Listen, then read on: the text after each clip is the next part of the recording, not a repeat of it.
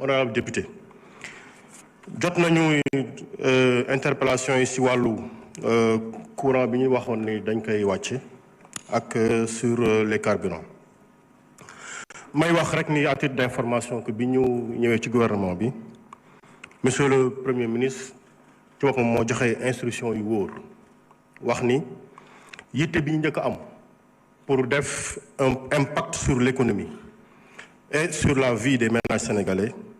li ñu war a njëkk a yittewoo mooy liggéey ci loo xam ni day tax ñu mën a wàññi les prix de l'électricité et des hydrocarbures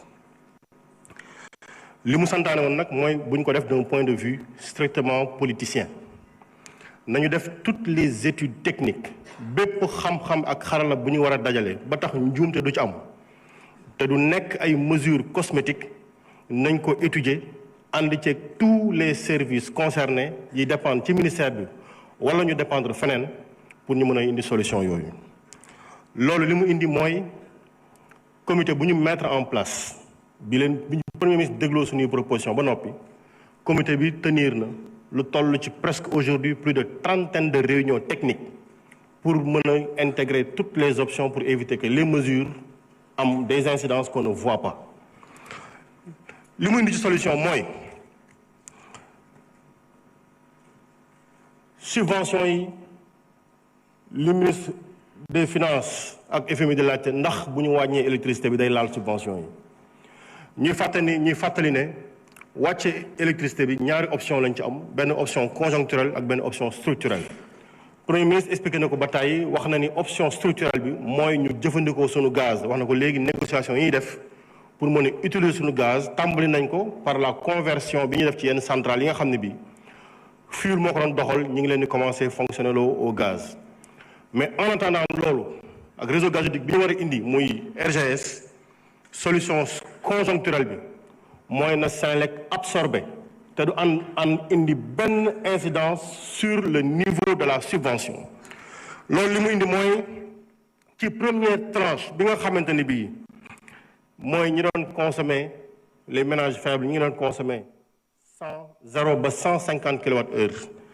bu ñu fàttalikoo information bi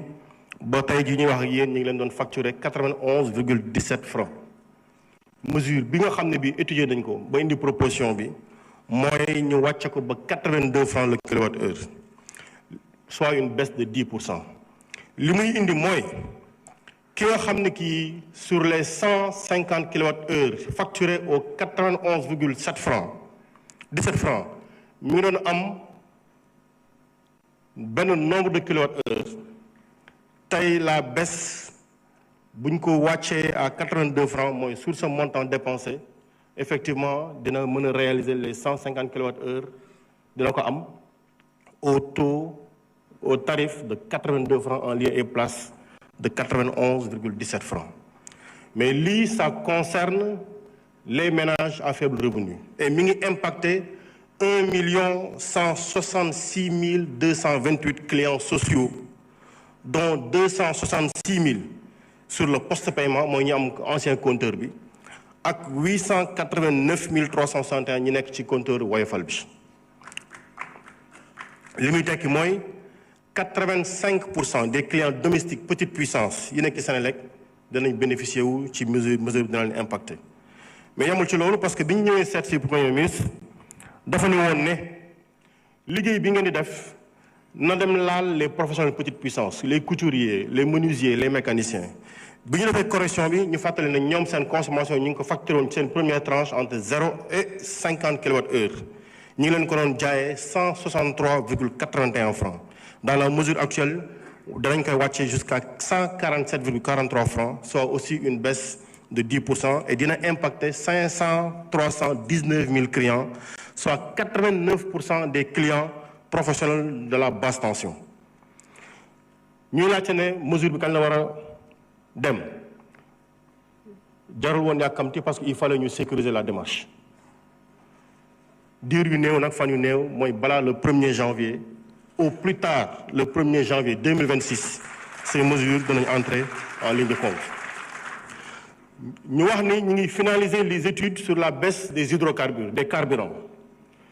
fi mu toll nii ñu ngi nekk di poser la dernière touche en relation avec le ministère des Finances pour aussi mu bañ a am une incidence sur les subventions fan lañ koy jëlee c'est l'État qui va encore l'absorber sans que mu am impact sur les subventions.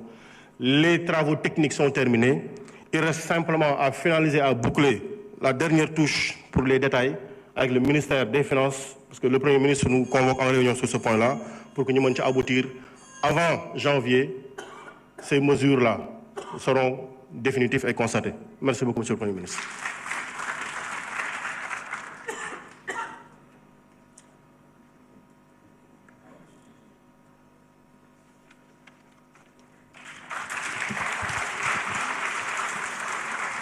Merci, Monsieur le ministre. Man, pour tëj rek ci chapitre bi li ñu bëgg a wax mooy malgré le contexte extrêmement difficile. Malgré le contexte extrêmement difficile, nous avons fait l'option d'orienter le maximum de dépenses vers le social. Def beaucoup de renonciations pour mun a soulager les Sénégalais. Le plan de redressement économique, les études qui ont été faites dafa démontrer ni effort bi ñuy laaj Sénégalais yi li plan de redressement économique investissement yi ñu ciy def li muy jur moo ëpp njëriñ foofu en termes de retombées économiques et sociales ba ci en termes d'impact sur la réduction de la pauvreté. Rien que sur 2026, les effets calculés, c'est à peu près 150 000 Sénégalais qu'on sortirait de l'extrême pauvreté. Am na ko wax léegi nag ne on peut faire dire tout aux chiffres et pourtant 5 secondes plus tard il nous demande des chiffres sur les déguerpissements. Comme on peut faire tout dire aux chiffres, il faut pas demander de chiffres. Kon les mesures yi ñuy jël soo seetee le presse li ñu orienté ci mesures sociales, le nombre de structures sanitaires qu'on doit construire à partir du presse, le nombre de structures scolaires yi ñu war a construire,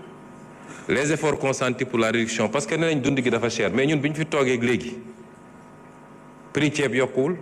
prix diwlin yokkuwul, prix suukar yokkuwul te def nañu des baisses